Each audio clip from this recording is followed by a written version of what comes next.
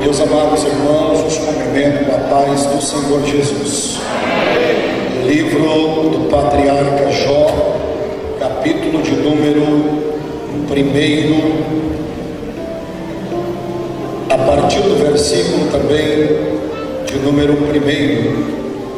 Livro do patriarca Jó, capítulo de número 1, a partir do versículo também 1.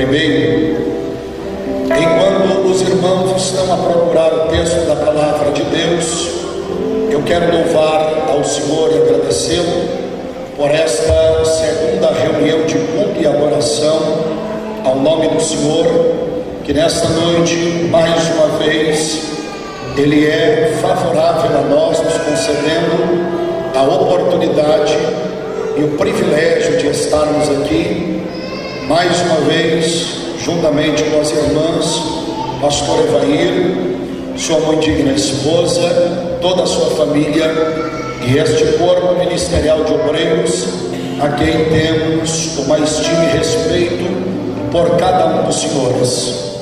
Meus amados irmãos, quem encontrou o livro do patriarca Jó, capítulo de número 1, por gentileza, digam glória a Deus. Diz assim a epígrafe do texto: Jó, um homem íntegro, havia um homem na terra de Uz, cujo o seu nome era Jó. Amém? Ainda no mesmo livro, porém no capítulo de número 34, a partir do versículo de número 36 e 7 do livro de Jó, capítulo de número 36, versículo de número 7. Quem encontrou, manifeste-se dizendo aleluia. Diz assim a Bíblia: dos justos não tira os seus olhos, antes como os reis no trono os assenta para sempre, e assim será exaltado. Amém?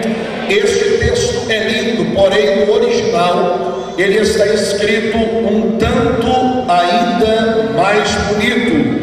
No original está escrito assim: dos justos Deus não tirará os seus olhos, antes assentado está no seu trono, e não há quem o faça levantar. Amém? E graças a Deus. Tome o seu assento, glorificando ao nome do Senhor.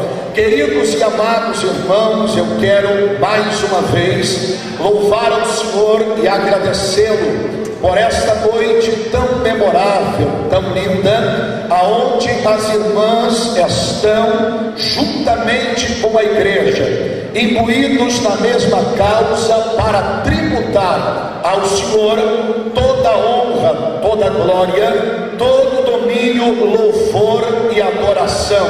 Quando também o Senhor, nesta oportunidade, nos dá o privilégio de nós fazermos duas leituras bíblicas que estão no mesmo livro, no livro do patriarca Jó. A primeira no capítulo de número 1 e também o versículo 1, quando a segunda está no capítulo de número 36, a partir do versículo de número 7. Quando nós estamos diante deste livro, falando a respeito deste arauto, deste homem de Deus, acredito que todos nós aqui, ao longo da nossa caminhada, já tivemos o privilégio de ouvir alguém pregar ou falar a respeito deste homem por nome de Jó. A Bíblia diz que Jó era um homem reto e íntegro, já estava bom. mas ele tomou por opção em desviar-se do mal. Quando a Bíblia Sagrada está falando sobre alguns heróis de Deus, alguns homens de Deus notados na Bíblia, quem nunca ouviu falar sobre Adão, ou sobre Noé, ou até mesmo Abraão, Moisés, Salomão, Davi, Josué e tantos outros homens a quem Deus usou. Estes homens foram usados por Deus e Deus os abençoou poderosamente. Agora, a diferença entre Jó dos demais homens de Deus é que estes homens, eles viveram para testemunhar os oráculos e a grandeza de Deus. Agora, o único homem na Bíblia a quem o próprio Deus deu testemunho dele fora o patriarca Jó, por uma razão que nós não entendemos e que somente a eternidade há de nos revelar. Diz a Bíblia que quando os filhos do Senhor apresentavam-se a Deus em oração, juntamente com eles apareceu a antiga serpente, a estrela caída, o tentador, o traidor, aquele que teve os 3 verbos da soberba, o diabo. E a Bíblia diz que sem que ele dirigisse a Deus palavra alguma, o próprio Deus deu testemunho de Jó, dizendo: porventura tem visto o meu servo Jó, é homem reto, é homem íntegro e se desvia do mal. De contrapartida, o diabo, na sua sagazez, ele olha para o próprio Deus e diz: ele porventura tem de servido em vão, pois o Senhor o tem coroado de bênção e de toda riqueza, mas verás o Senhor que se tocar naquilo que Jó tem, ele blasfemará e negará o teu santo nome. Então entra a vontade permissiva de Deus, e Deus diz: então vá e toque naquilo em que Jó tem. Jó não tinha pouca coisa não, para que o diabo tocasse. Quando a Bíblia faz menção que existia um homem rico na terra de Uz, a terra de Uz não era um vilarejo, um povoado, e sim uma província composta por muitas cidades, ao ponto da Bíblia nos mostrar que era a rainha do reino de Edom, aproximadamente na região da Jordânia, sudoeste do sul de Israel. O próprio Jeremias, em Lamentações capítulo 4, versículo de número 21, ele deu testemunho da terra de Uz, dizendo: regozijai-te e alegrai, ó filha de Edom, que habita na terra da prosperidade de Uz. Além de ser a terra da riqueza, a riqueza que provinha daquela terra vinha da mão de um homem por nome de Jó. A Bíblia diz que Jó, ele tinha 3.000 camelos, 7.000 ovelhas, 500 jumentas, 1.000 bois, fora servos e servas e extensão de terra, tanto em ouro quanto em prata e também em cobre.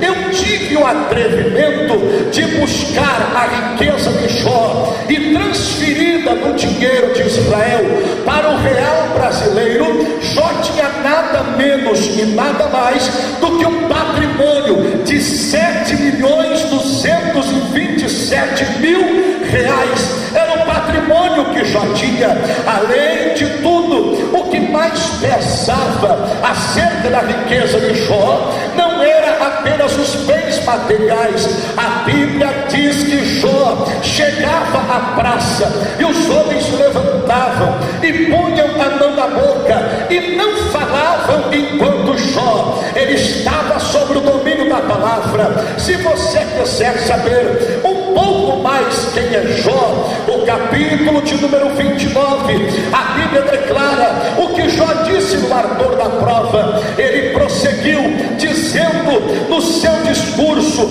eu disse, a quem me dera se eu fosse como nos meses passados, como nos dias em que Deus me guardava, quando fazia resplandecer a sua lâmpada sobre a minha cabeça, e quando eu, pela sua luz, caminhava pelas trevas, como eu fui nos dias da minha mocidade, quando o segredo de Deus estava sobre a minha tenda, quando o Todo-Poderoso ainda estava comigo, e os meus filhos ao redor de mim, quando eu lavava os meus pés na manteiga, e da rocha corriam ribeiros de azeite, quando eu me dirigia à porta da cidade, e na praça fazia preparar o meu assento, os moços me vinham e me davam passagem, até os velhos levantavam-se em pé e me davam lugar para sentar.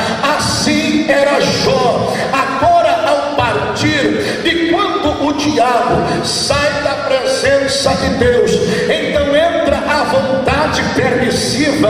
Por que a vontade permissiva? Porque o diabo só prova aquele a quem Deus permite ser tentado ou provado. Por quê? Porque Provérbios diz que o diabo é um cão na coleira de Deus. Não entendeu?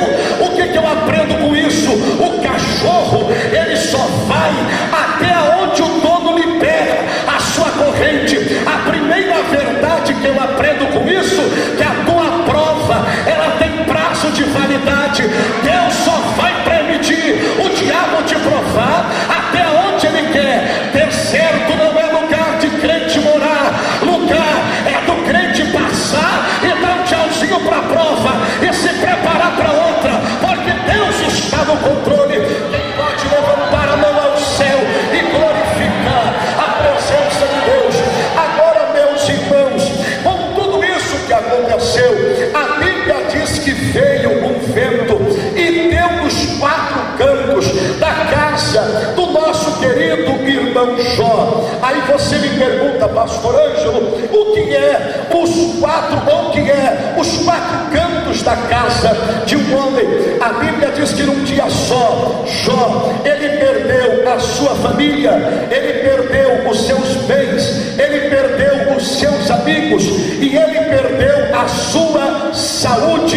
Eu lhe pergunto, o que é um homem sem família, sem bens, sem amigos e sem saúde? Ele não é nada. Só que olhe para cá, o diabo é especialista em soprar o vento e balançar a casa de crente fiel. Ele pode até soprar o vento, balançar telhado, bater porta, bater janela, ele pode até revirar a casa, mas a casa que está em Cristo Jesus, ela balança, mas não cai, porque o fundamento dela é Jesus Cristo de Nazaré. Só quem tem a casa firmada em Cristo Jesus, dá glória gostoso para ele aí, aleluia.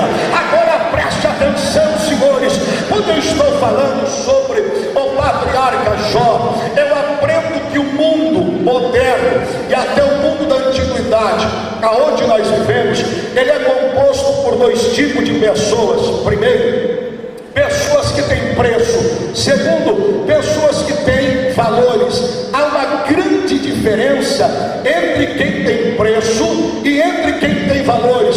A pessoa que tem preço, ela se vende por qualquer bacatela de dinheiro, como foi Esaú, que trocou a sua primogenitura por um prato de lentilha. Tem pessoas, eu vou falar, que trocam a sua comunhão por qualquer bacatela do diabo. Ele troca a sua comunhão por uma cachaça, ele troca por um trago de cigarro, troca por uma noitada no motel, ele troca por uma hora de prazer e de traição, ele troca pela mentira, pelo roubo, pelo caixa dois. Agora, quem tem valores, irmão, ainda que o sangue tenha na altura da sua garganta, ele levanta a mão e diz: eu não vou vender a minha fé, eu vou continuar sendo crente. Jó, ele não tinha preço, ele tinha valores. Eu aprendo pelo menos quatro valores em que a prova e o diabo não roubaram do patriarca Jó. O primeiro valor que a prova e o diabo não roubaram de Jó se chama o valor da fidelidade a Deus. Olhe para esse crente do teu lado e diga assim: ainda que a prova seja grande, continue sendo fiel, continue sendo fiel, continue sendo fiel.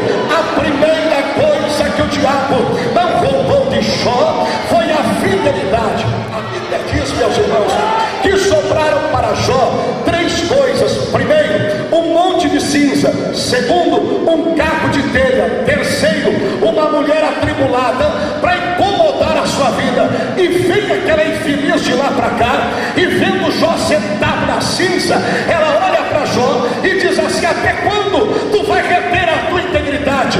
Por que tu não amaldiçoa o teu Deus que morre? Parece que eu vejo Jó levantando os olhos purulento e cansado. Sabe por que, mulher? Tu não abandona Deus, porque há uma grande diferença entre eu e você. Como assim, Jó? Tu tem valor, mulher, tu tem preço, tu não tem valor. Agora eu tenho valores. Não entendi, Jó?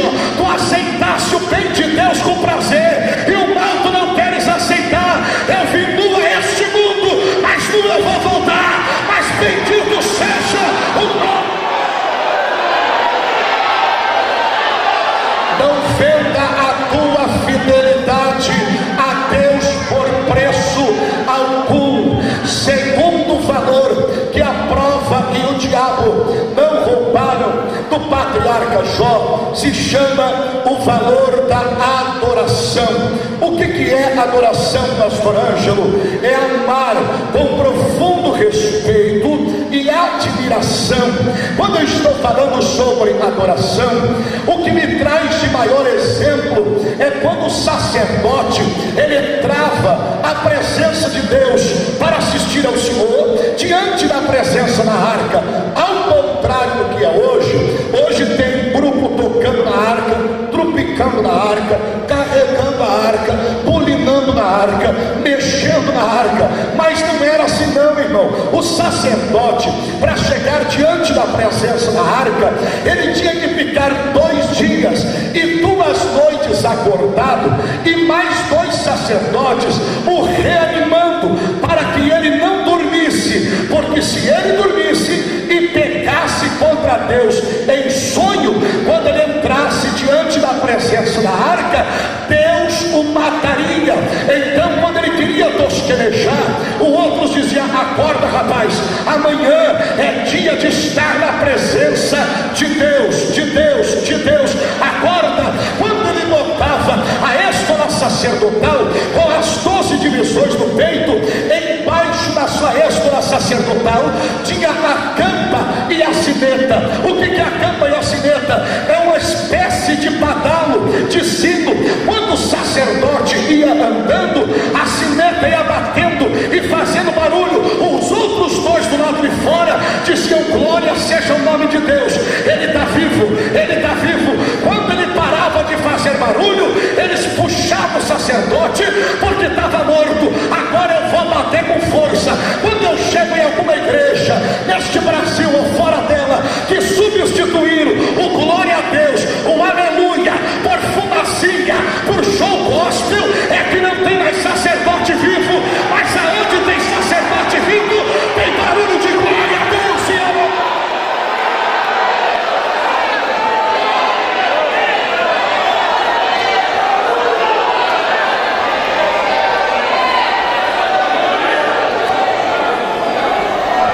Olhe para cá.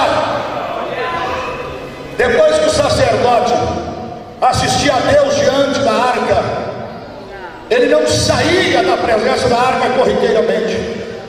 Ele fitava os 2 olhos da arca e contava 7 passos.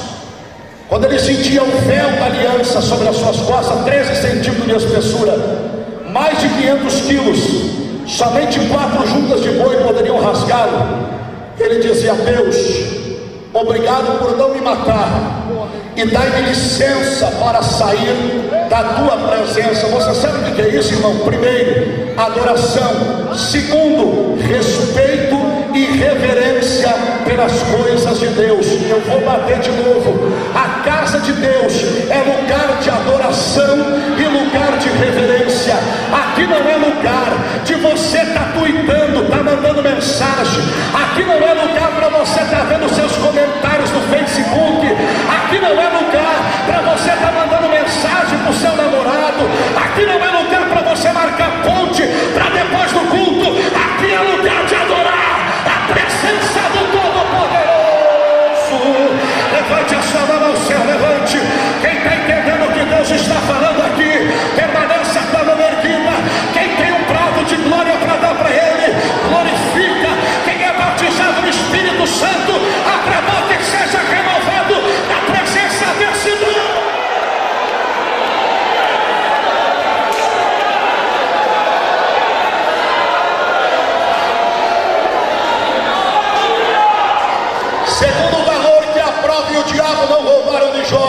o valor da adoração. Sabe por quê? Porque a Bíblia diz que Jó, no ardor da prova, ele sentou-se sobre a cinza e adorou a Deus. Agora, irmãos, uma pergunta que não quer calar dentro de nós: como pode um vento que tem poder de matar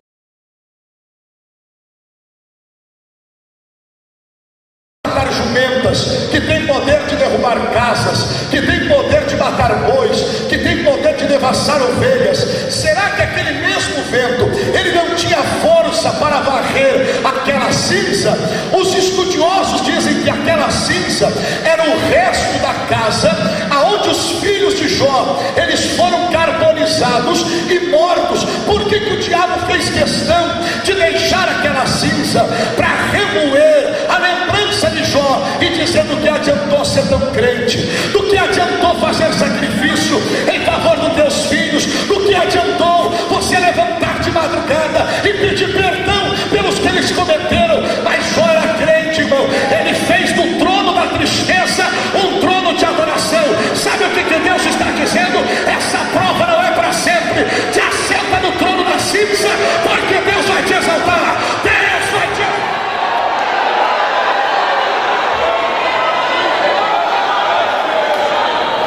Primeira coisa que o diabo não roubou de Jó: o valor da fidelidade. Segundo, o valor da adoração. Terceira coisa que a prova e o diabo não roubaram do patriarca Jó se chama o valor da esperança. Dá uma catucadinha nesse irmão do teu lado e diga assim: não perca a esperança. Diga para ele: não perca a esperança. Sabe por quê? No auge da prova de Jó, está vindo de novo aquela infeliz da mulher dele e olha para ele e diz assim: Jó, por que tu não pedes para Deus a morte? E ele olha para a mulher e por hora, por momento, ele até acata o conselho dela. No capítulo de número 28, ele diz assim: Deus, porventura poderá o homem morrer e tornar a viver? Deus se cala com Jó e não responde a sua pergunta. Só mais tarde Deus abre seu arquivo lá no livro de Hebreus e diz a Bíblia que ao homem está destinado morrer uma só vez e vindo depois da morte o juízo. Mas Jó estava tão deplorável o seu caos que ele disse: Deus, eu prefiro a morte. Irmão, seja sincero, quantos de nós aqui a prova já bateu tão grande na nossa porta que nós preferíamos a morte do que enfrentar a luta, do que enfrentar a prova? E isso não é feio de declarar. Com Elias não foi diferente. Jesus disse: passe de mim esse cálice. Nós não somos diferentes. Jó desejou a morte. Segundo o que se sabe, ele estava no lixão da cidade, à beira do rio Jordão, que quer dizer o que desce. Quando ele via que o Jordão descia a água, as que tinham de flores e plantação e cedro do Líbano à beira do Jordão, quando a água baixava, aquilo começava a perecer e a morrer. Mas quando a chuva seródia vinha, a água subia e batia nas raízes do cedro do Líbano e ele começava a reviver. Quando Jó pediu a morte para Deus, a cheia do rio subiu e a árvore que estava morta passou a viver. Então Jó, ele disse no capítulo 14 e versículo 7: porque há esperança para a árvore, ainda que está cortada, ela se renovará e não cessarão os seus renovos, e se envelhecer na terra da glória a Deus, a sua raiz e o seu tronco morrer, ao cheiro das águas ela brotará, ela brotará. Sabe o que Deus está dizendo? Tenha esperança, tenha esperança, nem tudo está perdido, tenha esperança.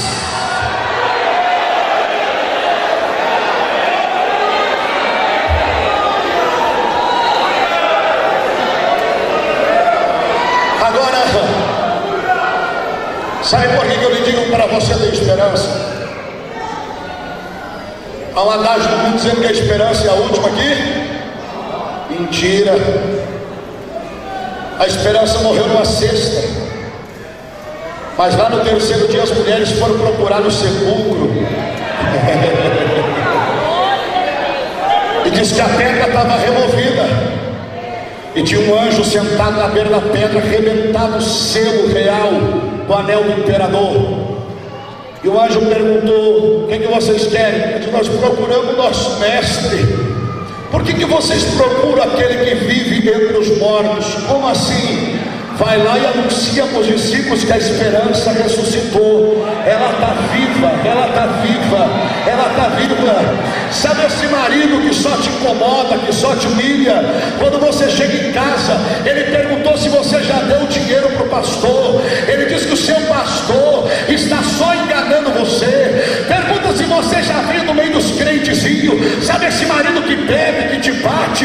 Sabe esse filho que está na droga? Essa filha que está na prostituição? Que o diabo já disse no teu ouvido: abandona, deixa para lá, perca a esperança. Eu te digo ao contrário: não perca a esperança. Deus vai reverter este quadro. Você vai se alegrar quando ele entrar aqui dentro desta casa com a Bíblia debaixo do braço. Você vai dizer: eu não tinha esperança, mas Cristo ressuscitou a minha esperança. Quem pode levantar a mão e glorificar a Deus? A Deus, a Deus.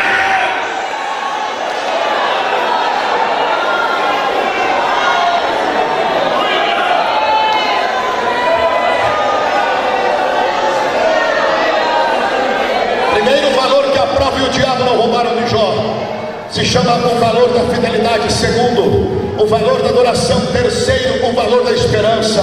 O quarto valor que a prova e o diabo não roubaram do patriarca Jó se chama o valor da fé. Ainda que eu sei que a palavra fé, ela só aparece uma única vez no Antigo Testamento, quando a Bíblia está dizendo que o justo, ele viverá pela fé. Agora, este homem é um dos maiores modelos e arautos da fé. Sabe por quê? Porque ele acreditou quando tudo soprava ao contrário, para ele não acreditar. Quando Jó viu todas as esperanças morrerem, a Bíblia diz que os seus amigos vêm e sentam-se ao lado de Jó, e eles sentam-se durante alguns dias. Eles não abrem a boca para dizer palavra alguma. Irmão, se ele tivesse na prova e alguém abrisse a boca, ao menos para condená-lo, já estava bom. Mas eles ficaram quietos, e quando abriram a boca, perguntaram: Jó, aonde está o teu erro? Aonde está o teu pecado? Aonde foi que tu pecou? Ele disse: eu não errei, eu não pequei contra o meu Deus. Não há erro, Deus resolveu me provar. Mas por que, Jó, tu está assim? Ele disse: é só por um pouquinho de tempo. Por conta do que, Jó? Por conta que o meu Deus, muito breve, o meu Redentor vive, e ele se levantará sobre a terra. Como assim? O Deus a quem eu estou na prova hoje é o mesmo que vai virar o meu cativeiro, é o mesmo que vai virar o meu cativeiro. Quem acredita que é noite de virada, de cativeiro de crente aqui? Eu estou sentindo que é noite em que Deus vai virar cativeiro de crente fiel. A prova não é para sempre, a luta não é para sempre. Se eu não estou sozinho aqui e tem gente que concorda comigo, meneie a sua mão assim, levante a sua mão, e Deus vai te dar vitória.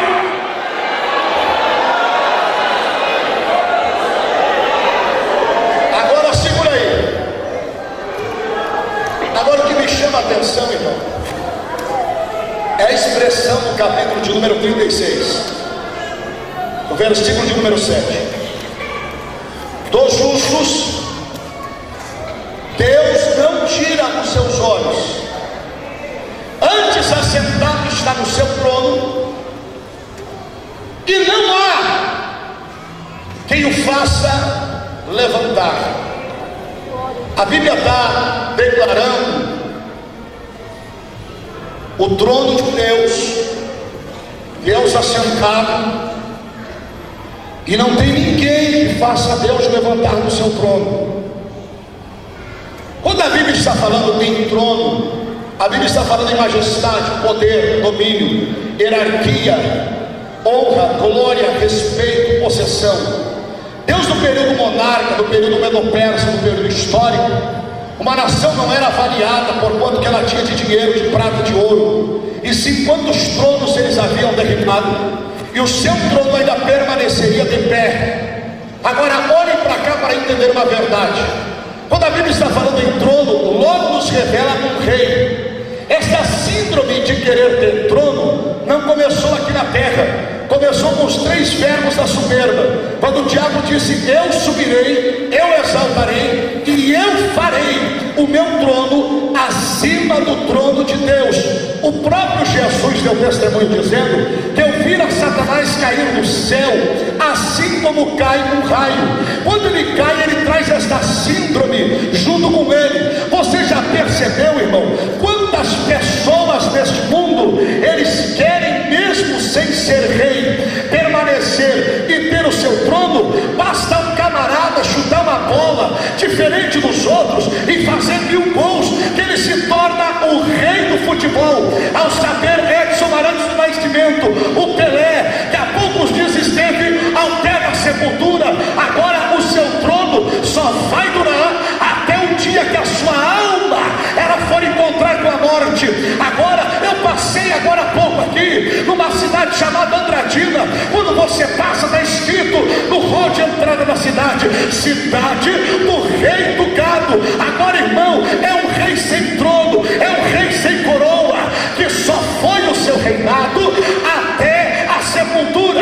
Basta um camarada vender alguns quilos de cocaína, ao saber Pablo Escobar que ele se torna o rei do tráfico em Medellín. Basta um camarada mudar de cor e dar uns passos para trás, vir do Rio de Janeiro, e o jornal Globo declara: ele canta como um anjo, mas dança como um demônio. Ele é o rei do pop, Michael Jackson, que a morte lhe encontrou aos 50 anos de idade e acabou o seu reinado. Basta, meu amigo, o camarada saber alguma coisa, que ele se torna algum rei. Agora, eu conheço um rei que nunca teve trono, que nunca teve gado, que nunca jogou futebol, mas o seu reinado vai te dar amar. O nome dele é Jesus, porque ele foi o único que venceu a morte, o inferno e a sepultura. Quem pode levantar as mãos e glorificar a este rei?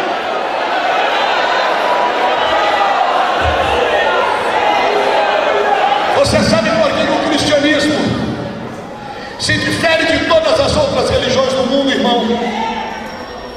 É cujo nosso mentor foi o único homem que partiu, que dividiu a história no meio.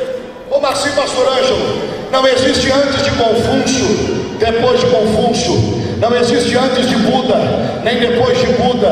Não existe antes de Maomé, nem depois de Maomé. Não existe antes de Kardec, nem depois de Kardec. Não existe antes de Joseph Smith, depois de Joseph Smith. Não existe antes de Roosevelt e depois de Roosevelt. Mas quando Jesus deu brado na cruz do Calvário, nasceu a expressão antes de Cristo e depois de Cristo. Ele partiu a história no meio, não entendeu? O que era morte passou a ser vida, o que era tristeza passou a ser alegria, o que era doença passou a ser cura, o que era tristeza, Deus reverteu o quadro. Não entendeu? Sabe por que Deus te trouxe aqui? Para partir a tua história no meio. Tu entrou aqui triste, mas vai ser alegre. Entrou vazio, mas vai ser cheio. Entrou derrotado, mas vai sair vitorioso.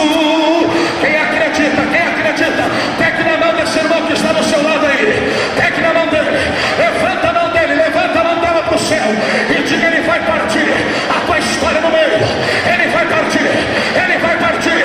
É a noite em que Deus vai levantar para partir a tua história no meio. Só quem acredita nisso, abra a boca para adorar a Deus. Abra a boca para adorar a Deus.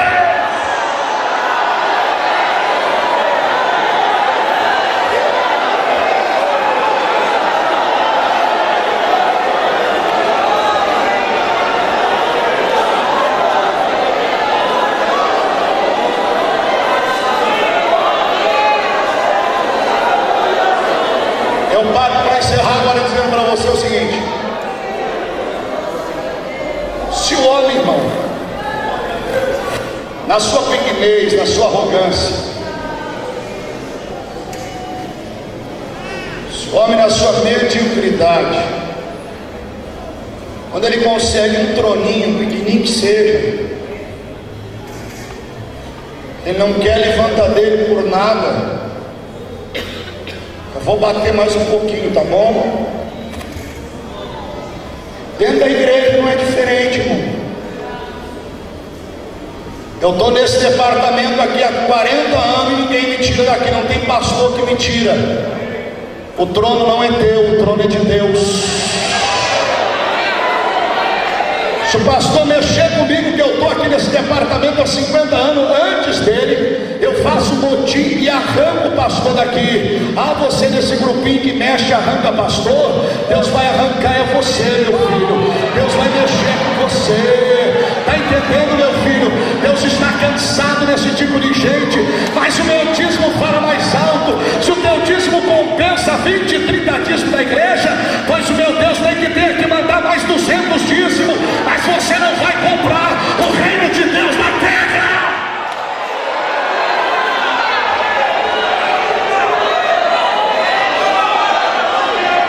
O trono é meu. Quando eu canto e não tem para ninguém. Quando eu prego, Deus só me usa e não tem para ninguém. Irmão, fica quieto. Ainda existe 7 mil que não dobrou o joelho diante de Baal. Se eu não viesse pregar aqui, Deus usaria qualquer dos obreiros, usaria uma criança, uma irmã. A obra de Deus não depende do meu trono, a obra de Deus depende dele.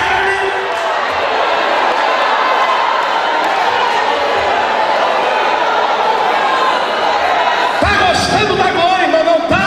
Enfia a carapuça na cabeça, come farofada, ensopada, do jeito que tu quer. O trono não é teu, o trono é dele, é dele, é dele, é dele.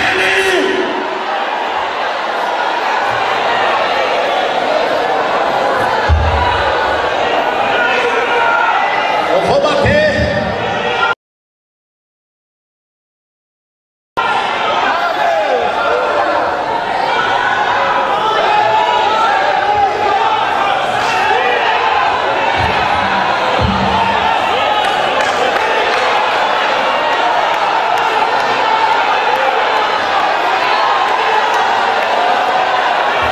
Se você acredita que o trono é dele, levante a mão para exaltar o nome dele.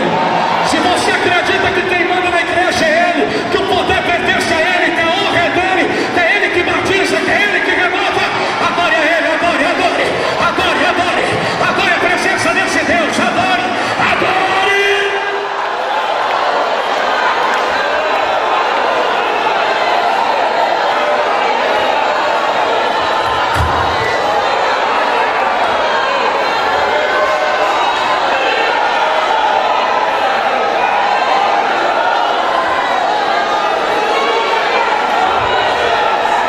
Meu Deus.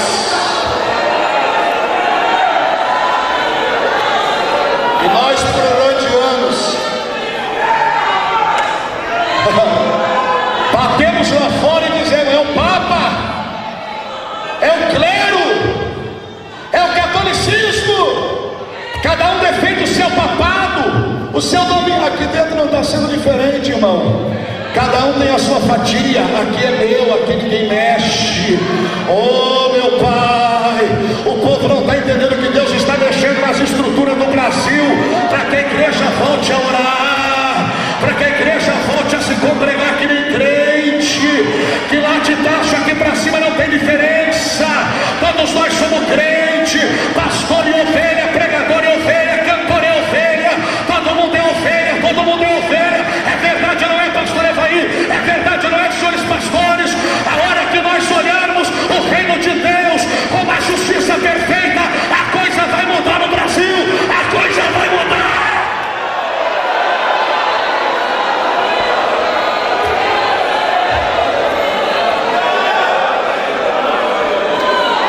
Olha pra cá. Tá doendo, irmão? Diga ai, ai, ai. Não tá, diga aleluia.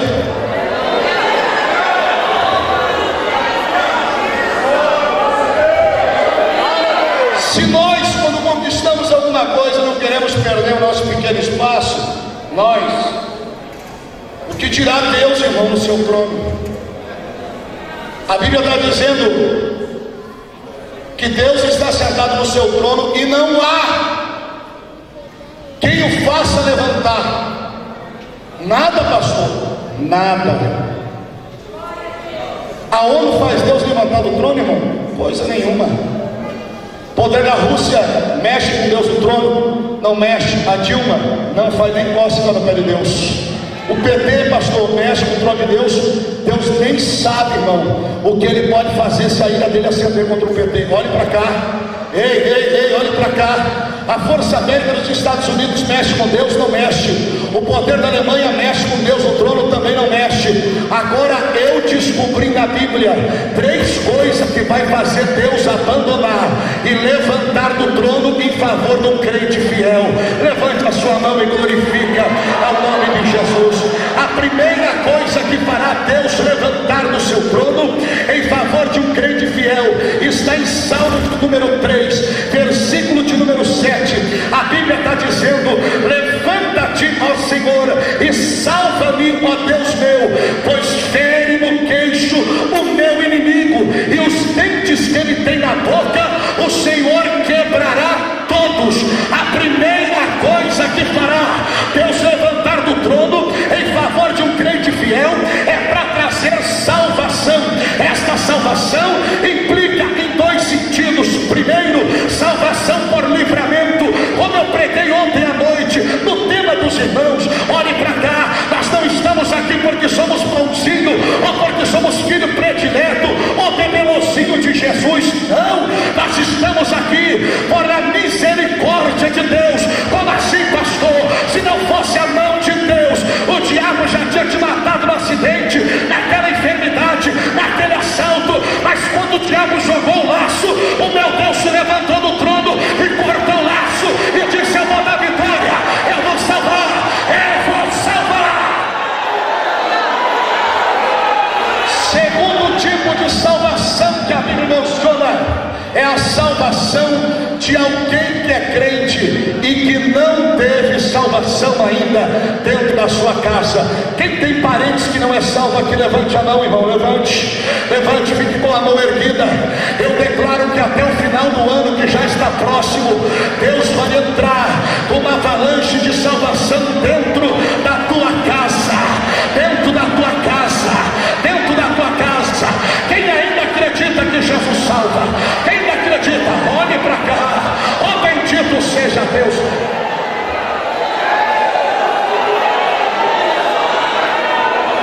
Eu não sou de falar na minha vida, mas olha aqui. No início do ano passado, eu estava pregando no Rio de Janeiro. Eu fui pregar em uma igreja de fé, que é a Assembleia de Deus Vitória em Cristo, pastor Silas Malafaia. Preguei quinta e sexta na abertura do congresso. Saí de uma igreja elitizada, bonita. E no sábado e no domingo eu tinha uma outra agenda no congresso de jovens, totalmente ao contrário daquele elite que tem ali, sabe? Mas também da Advec. O pastor que foi me recepcionar falou assim: meu filho, você tem medo de pregar? Coisa que eu não tenho é medo, pastor. Eu sei que eu não prego bem, não falo bem, mas uma coisa que tem na vida desse gaúcho aqui é coragem. Ele disse: pois hoje você vai pregar no Morro do Alemão. Eu disse: que coisa boa. Eu pensei que ia pregar lá para uns 30, 40, 50 jovens, o congresso de jovens. Quando ele me falou 487 jovens adorando a Deus na favela do Morro do Alemão. Quando nós chegamos no pé do morro, ele disse: pastor, o senhor é desses pastorzinhos metida besta aí, que tem medo de subir em morro? Eu digo: nada disso, rapaz. Eu vim daí, frouxei o nó da gravata, botei a Bíblia debaixo do braço, carreguei os DVD e disse: bora subir o morro. Quando faltavam os 300 metros para chegar na igreja, eu achei literalmente que a igreja ia cair, ia partir no meio, de tanto glória a Deus e aleluia que tinha dentro daquela casa. Quando eu cheguei para pregar, subi em cima do altar do púlpito, dobrei o meu joelho ao lado do pastor. Quando levantei e sentei, ele disse: você é o pastor Ângelo? Eu disse: sim, senhor, sou eu mesmo. Ele disse: é, meu filho, por vontade minha eu nem me traria aqui para pregar, porque eu tenho pregadores melhor do que o senhor aqui. Eu disse: que coisa boa, pastor. Ele disse: escolhe qualquer um dos meus meninos aí para você ouvir pregar. Eu olhei no meio da multidão, tinha uns moços bonitos, alto, bonito, olho verde, outros moreno. Eu disse: eu não vou na visão de Samuel, não vou escolher pelo tamanho, pela altura, pela impostação.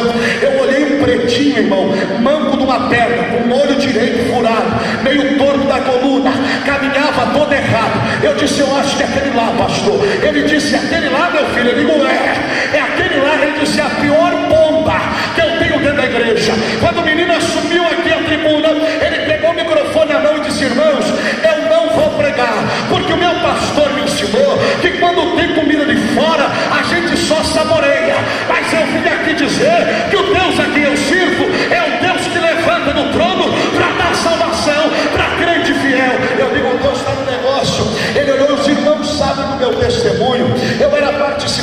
comando vermelho. Eu roubei 4 quilos de cocaína de um traficante nada mais e nada menos que Fernandinho Beiramar. Ele, de dentro da cadeia, ele mandou os homens dele me perseguir aqui no morro. Eles me acharam e me deram-lhe um pau que quase me mataram. Furaram meu olho direito, quebraram 3 costelas desse lado, fraturaram a minha perna com fratura exposta, desviaram o osso da minha coluna a pau, quase me mataram. Abriram um buraco e me botaram enterrado dentro, amarrado nos pneus, encheram de gasolina. E quando eu estava com a fita na boca para poder ali morrer, ou com a pistola ou queimado, eu fiz sinal com os olhos que queria falar. Eles respeitam muito esse pedido. O rapaz veio e tirou a venda da boca do menino, e quando tirou a venda, ele disse assim: você não vai me matar. O traficante olhou para ele e disse: como é que é, rapaz? Ele disse: você não vai me matar. Ele disse: rapaz, a minha pistola nunca falhou. Se a pistola falhar, o fuzil não falha. Se o fuzil falhar, tu está amarrado, nós vamos te queimar vivo. Ele disse: vocês não vão me matar. Ele disse: por quê? Porque se vocês ligar lá na minha casa agora, tem uma velhinha de 67 anos no ciclo de oração, que Deus prometeu para ela: eu vou ser pastor, eu vou ser pastor, eu vou ser pastor.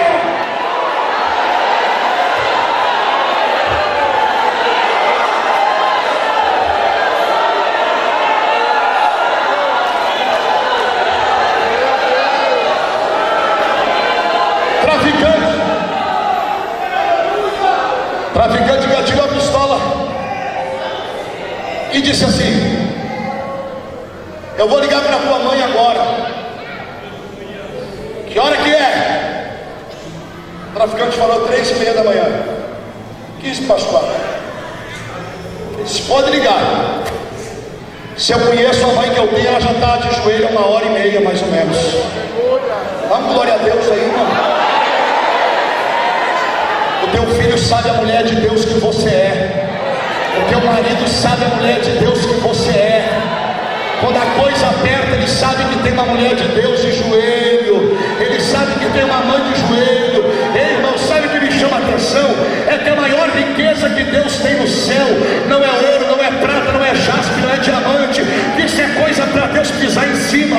A maior riqueza que Deus tem no céu é a oração transformada em lágrima do santo. Quando o santo ora, o anjo colhe a lágrima. Ele colhe a lágrima. Não tem uma lágrima sua que está sendo perdida. Deus está depositando todas.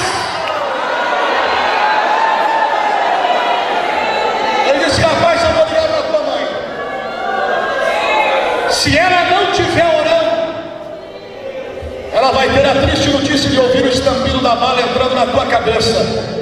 Ele disse: pode ligar, porque eu conheço mamãe. Mamãe é uma baixinha pretinha desse tamanho assim. Jesus prometeu que ia ser pastor e eu não vou morrer. Quando o telefone tocou do outro lado da linha, não saiu alô, não perguntou quem era, nem perguntou como vai e nem deu a paz do Senhor. Sabe por quê? Porque crente fiel, irmão, ele anda com os pés na terra, mas ele anda com a cabeça no céu.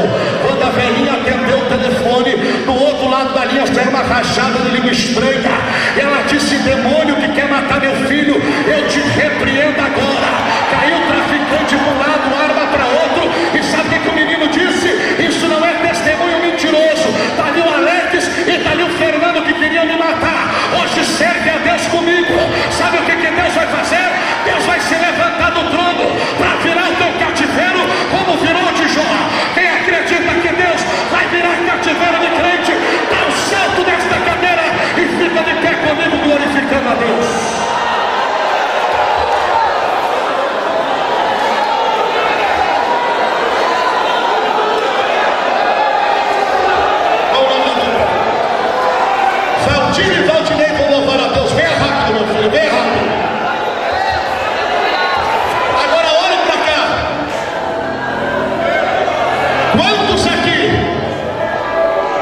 Sincero coração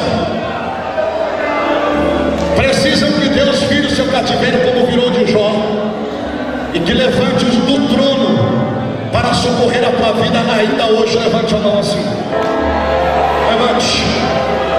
Você que levantou a mão aí na galeria aqui embaixo, despenca correndo e vem para frente, irmão, adorando a Deus.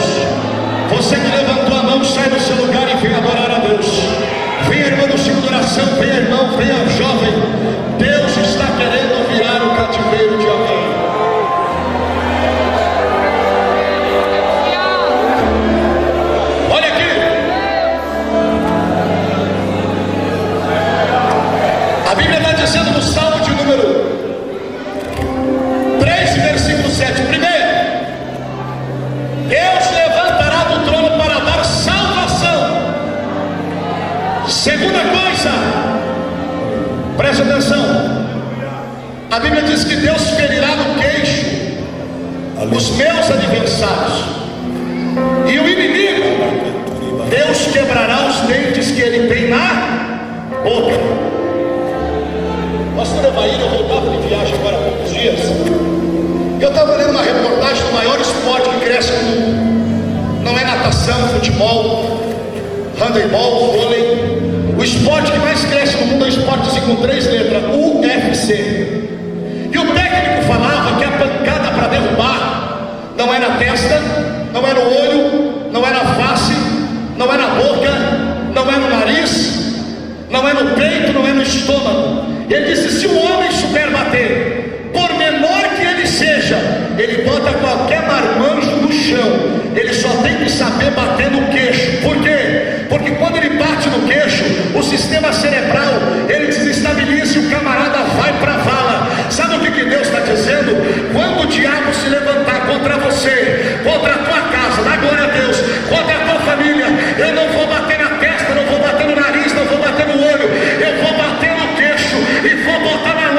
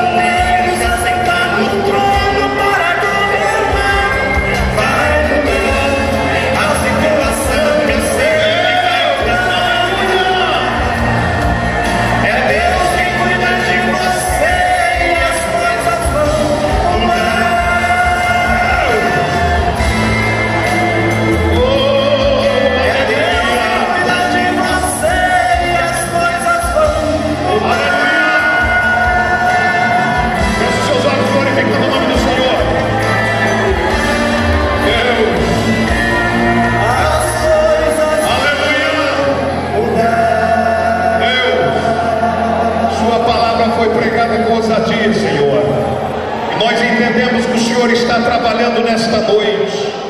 Corações estão sendo visitados por Ti, Senhor. Nós queremos pedir que a Tua bênção permaneça sobre estas vidas. Muda o cativeiro, Senhor. Muda a história, porque o Senhor é um Deus que faz, e eu sei que o Senhor pode fazer. Então, Senhor, visite esta mãe que está aqui, Senhor, com o coração partido, porque o filho não está aqui, porque o esposo não está aqui. Senhor, alcance essa mulher agora, dê de presente a ela aquela que ela deseja, Senhor. Senhor, que as portas sejam abertas e o Seu nome seja glorificado, Senhor. Deus, nós ministramos, porque nós cremos que o Senhor pode fazer. Em o nome de Jesus, em o nome de Jesus. Aleluia. Torna os seus lugares glorificando o nome do Senhor.